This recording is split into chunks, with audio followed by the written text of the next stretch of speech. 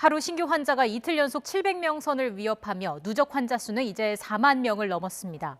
감염 확산을 막기 위해 방역당국은 앞으로 3주 동안 수도권 시민의 진단검사를 당부하고 있습니다. 확진 판정 뒤에도 병상을 얻지 못하고 집에서 대기하는 환자가 500명을 넘은 것으로 나타나 우려는 더욱 커지고 있습니다. 취재기자 연결합니다. 이승훈 기자. 네, 이승훈입니다. 네, 방역당국이 이제 방역 대응의 역량 한계를 걱정하고 있다고요. 지난 일주일 동안 3,000명이 넘는 신규 환자가 나왔습니다. 방역당국은 지금 대응 역량의 위기로 진단하는 이유는 바로 여기에 있습니다.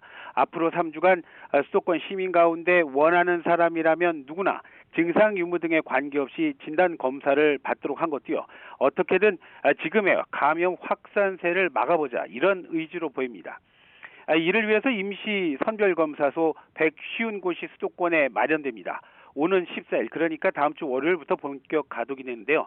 검체를 채취할 임상병리사, 간호인력도 곧 확충할 예정이고요. 또 집단 감염 요소의 조기 차단을 위해서 군 병력 역시 동원하기로 했습니다.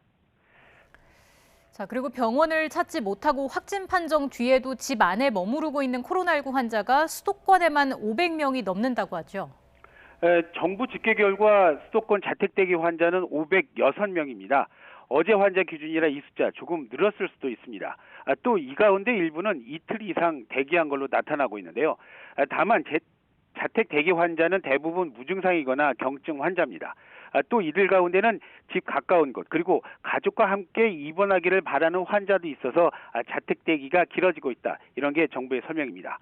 물론 경기도의 경우는 병상 확보가 환자 발생 속도를 못 따라가고 있는 게 주요 이유라고 중대본은 밝히고 있습니다.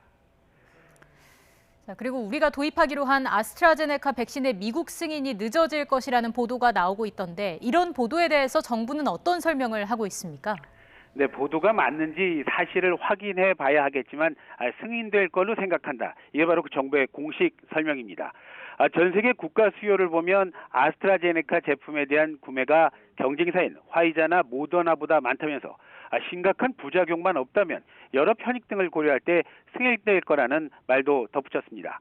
다만 3상 임상시험 완료 단계에서 왜 백신 승인이 늦어질 가능성이 커진 건지 그건 좀 확인해 봐야 하겠다면서 지금 당장 어떤 대응 방안을 말하기엔 좀 이르다는 게 정부의 설명입니다. 지금까지 YTN 이승훈입니다.